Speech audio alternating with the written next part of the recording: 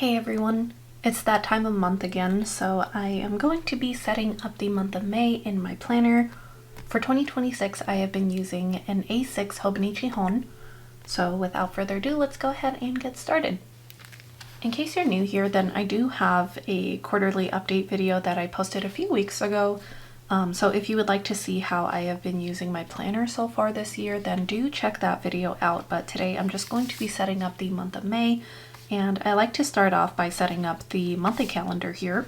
Now for the month of May, I do want to do something a little bit different. I had so much fun in April doing kind of like this cherry blossom theme. If you've been around my channel for maybe like the past year and a half at this point, then you'll know that for the most part, I like to use stickers to decorate my monthly calendars, but in April I decided to actually hand draw some cherry blossoms, and I just really love how it turned out, and it was really nice to be able to actually do like some hand-drawn doodles and art again for my monthly theme, so I think I will do something similar for the month of May. I've been a huge fan of Ohuhu for the past couple of years now, particularly their alcohol-based markers. I really love using those to do like my coloring pages and stuff, and I do have a full flip-through video of a completed coloring book that I just used Ohuhu alcohol markers for, so I'll go ahead and link that here if you would like to check that out. But for today's video then, Ohuhu very kindly sent over their water-based markers for me to try out, and I'm very excited to use them to decorate this month's theme. I definitely won't be using all of the colors in this set. Surprisingly, it comes with 120 colors, which is crazy, and it comes in this very convenient carrying case that has a zipper as well as a handle, which is very nice. So I like that you're able to store all of your markers in this case while also keeping it portable and compact, and it doesn't take up too much space either. But then you also get a crazy variety of colors, which is amazing. However, for today, I do want to bring back a theme that I used to absolutely love doing in my bullet journals years ago, and just haven't done it in a couple years now, so I thought that it would be nice to just bring it back and also just kind of switch things up from like the seasonal themes that I've been doing lately. And so I will be using a selection of the purple markers, and I will be doing a crystal theme. So I'll go ahead and leave the names of the specific colors that I use in today's video down in the description in case you're curious. But this is what the pen looks like. It has a white body, and then it also has color coordinated caps. I forgot to mention that these are dual tipped pens. And so one end comes with a brush nib, and then the other end comes with kind of like a fine point or fine liner type of nib, which is very convenient for doing kind of like detailed work. So I think I'll go ahead and actually use the thin point first. And then I'm just going to roughly draw out a couple of crystals over here. I kind of like to just scatter them throughout the page, and I'm going in to this with a very rough plan, but nothing too thought out. So hopefully it turns out well. So just something like that. And then now I'm just taking the brush end and I'm just going to add a few strokes here and there. Now, one of the things that Ohuhu advertises with these markers is that they are supposed to be paper friendly, and so some water-based markers, then if you use them to blend with multiple colors in the same area over and over again, then sometimes they can kind of eat away at the paper. And so I definitely want to try putting these markers to the test and kind of see like the blending capability and how well they do, especially on Hobonichi paper, because that is so very thin. And I wanted to see how well it holds up to these markers. So right off the bat, it is looking a little bit questionable, I'm not going to lie. It does look like it is kind of on the verge of bleeding through, so it's honestly making me a little bit nervous to go over it again with other markers and to try and see like how well it blends, but we'll keep going here. Alright, so I'm just taking a slightly lighter color and just layering that on top to see how well it blends. So I'm completely new to Ohuhu's water-based markers. Like I've said in the beginning, I absolutely love their alcohol markers, but I'm assuming that these are supposed to be kind of like a contender for the Tombow dual brush pens, which I absolutely love, and I do have a full video just like swatching them out and reviewing them in depth, which I can go ahead and link here for you as well if you would like to check that out. So I would be very interested to potentially do kind of like a comparison video of that in the future. So if you guys are curious in that too, then please let me know, and I would love to get that figured out for you guys. So I did try to blend these two colors together. Upon first impressions, then I don't see any like pilling of the paper, which is really good to see. However, I'm not quite sure how I like the blending. I feel like in some parts it definitely still is streaky, but I could potentially go over that with an even lighter color to see if I can maybe blend that out a little bit more, but also still keep some of the highlights. Now I want to go ahead and flip over to see. Ooh, okay. That is not looking good. I'm going to be completely honest, which is very unfortunate. I was hoping that it would perform well on the Hobonichi paper because it does advertise that it is supposed to be paper friendly. I guess I'm not sure if it's supposed to be like a specific type of paper, but it is not looking that great on the Tomoe River paper, if I'm going to be completely honest. Okay, so just to try and potentially blend out a little bit more of these streaky looking parts and hopefully try to keep some of the highlights, I'm just going to take a slightly lighter purple and see if I can maybe blend a little bit better with these two previous colors. So far I'm not too crazy with how this is looking. I'm kind of wishing that I would have just left it alone, but I think that is all that I will do with it for now. Alright, so there is that. I definitely don't want to do any more with it just because, as you can see, the bleed through is pretty bad. It isn't like getting on this side of the page, thankfully, but it is looking pretty terrible on this side, which is very unfortunate. You honestly can't really even see the stamp that I had there before, so that is unfortunately not really a good sign. But as far as how it looks right here, then I do feel like it looks fine. I think maybe I'll let it dry a little bit more because it does feel a little cool and wet to the touch, so I think I'll let it dry a little bit more and maybe just go back over it slightly just to darken up some of these shadows, just because I do feel like some of the midtones are looking a little flat. I think what I might do is just add a few more crystals up here and then maybe like add some down here as well below the calendar just to kind of like round out the page. And I think what would really tie it together in the end and make it stand out would be some highlights from a thick white gel pen. To be fair, I haven't really used my Tombos on the Hobonichi paper very much. I've used like the red up in like my yearly tracker up here to kind of mark like my period days, but I also pasted this page in separately, and so this was actually from a Sterling ink booklet, which also had the Tomoe River paper, but I pasted it in just to kind of cover up what was underneath here. So I don't have any like bleed through issues with that, obviously, because it's like double layered for this so far. Then I'm really disappointed in that, and it's almost making me wonder if there's some sort of like alcohol in here, even though it says that it's water-based.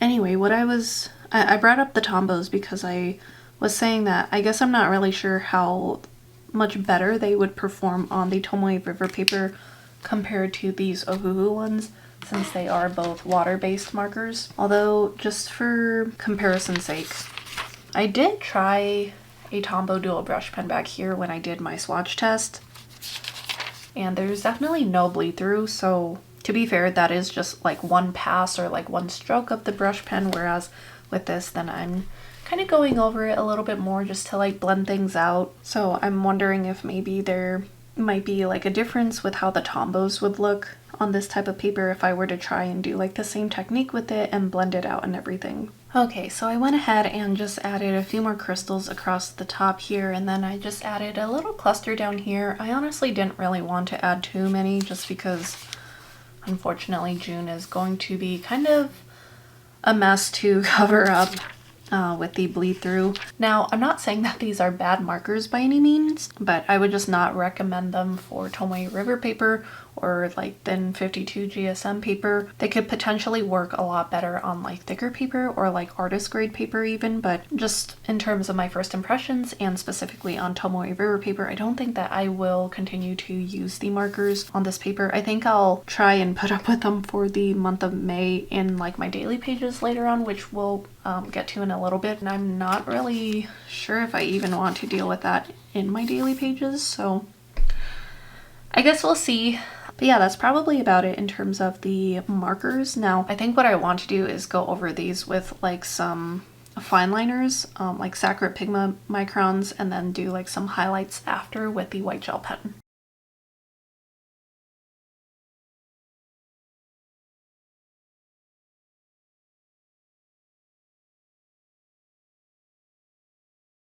So that is it for the decorations for now. I don't mind how they look on this page. I think that it looks pretty nice and pretty cute. But anyway, I think what I'll go ahead and do now is just fill in my plans like bills, events, obligations, stuff like that for the month of May.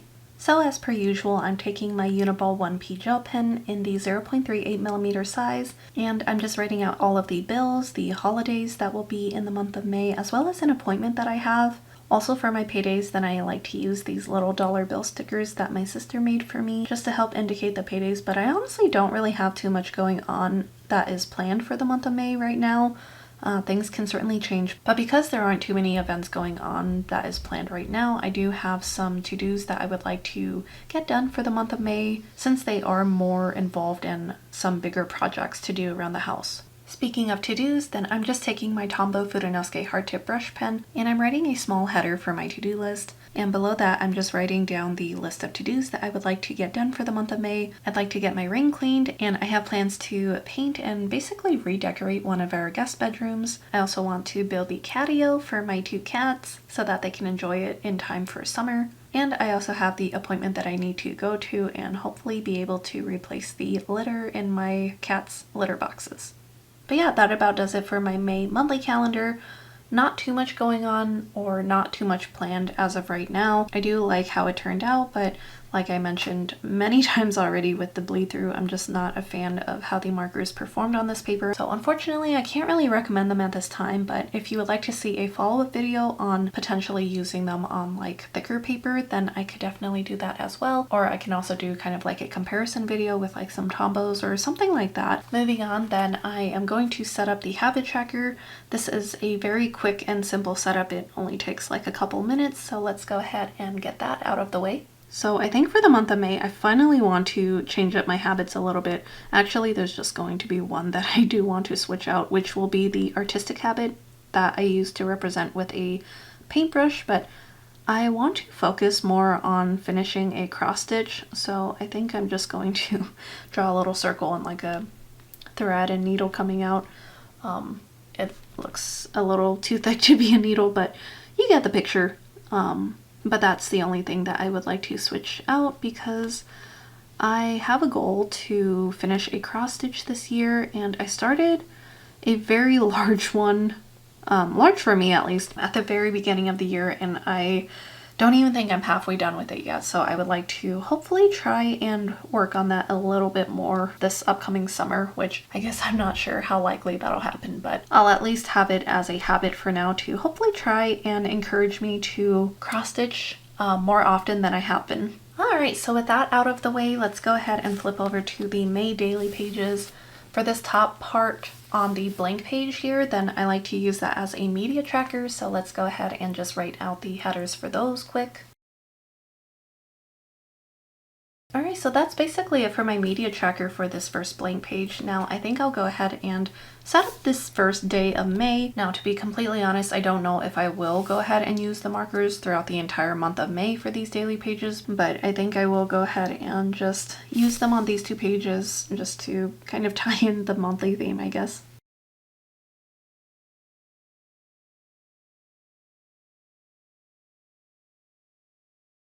Okay, sorry about the change in lighting. It was getting very dark and the sun was setting, so I am using some false lighting now. Hopefully you don't mind. I'll go ahead and add some on this page here as well.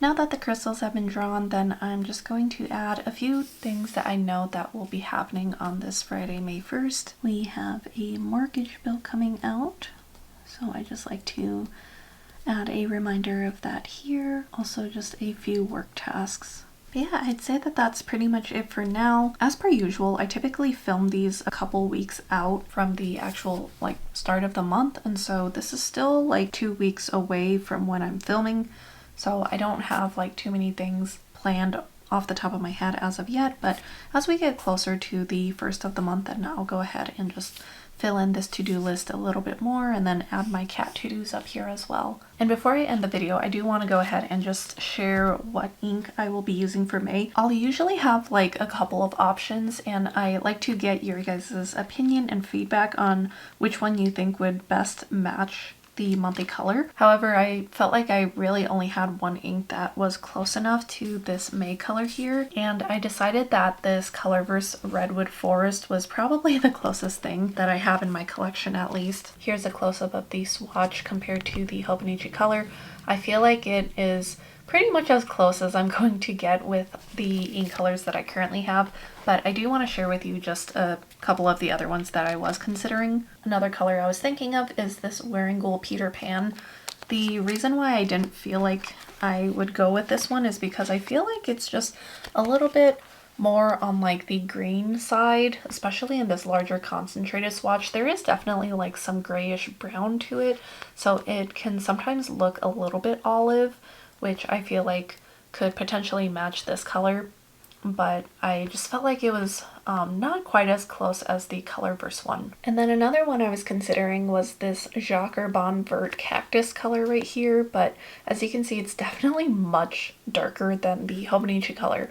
But I do feel like it's still kind of like that olive color, but just a lot deeper. So I thought that the Colorverse one was potentially the perfect match, and surprisingly very close to the Hobonichi color, which I don't always have an ink that will look perfectly like the Hobonichi color in the planner, but I think that the Colorverse one will work perfectly. But if you do happen to like either of the other choices that I shared, then please let me know that as well. But yeah, that was my May plan with me and setup. I really hope that you guys enjoyed it. All in all, I'm glad that I got to try out these pens on the Tomoe River paper. Final thoughts again, I just would not recommend them on this paper.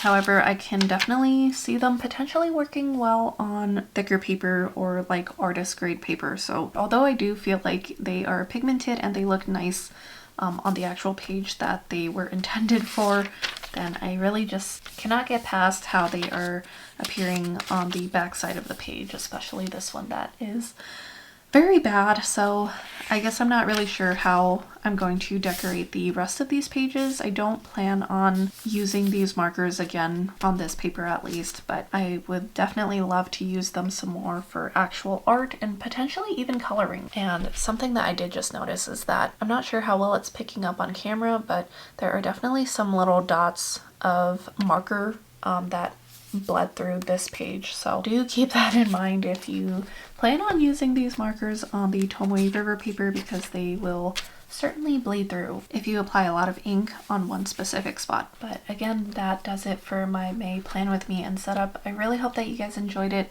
Please let me know if you have any other video ideas on if you would like to see more of these markers, or any other video ideas that you would like to see from me specifically. Then I love to hear your thoughts and really appreciate any and all of your comments. Thank you again so much to Ohuhu for sending me these markers to try. Although it did not work out in my Hobonichi as intended, I would imagine that they would work out pretty well on other types of paper, specifically anything thicker than the 52 GSM Tomoe River paper. So yeah, thank you so much for watching. Take care, and I'll see you in the next one.